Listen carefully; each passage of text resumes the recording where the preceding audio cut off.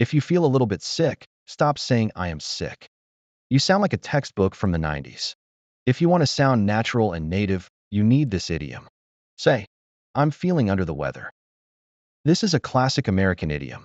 It comes from old sailors who would go below the deck to stay away from the bad weather when they felt ill. It's the perfect way to tell people you need a break without sounding dramatic. If you need to call out of work, but it's just a small cold, say this. Hey, I'm feeling a bit under the weather today, so I'm going to stay home and rest.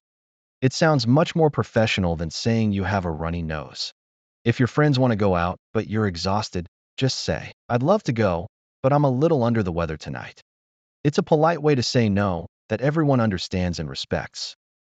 When was the last time you felt under the weather? Tell me your story in the comments.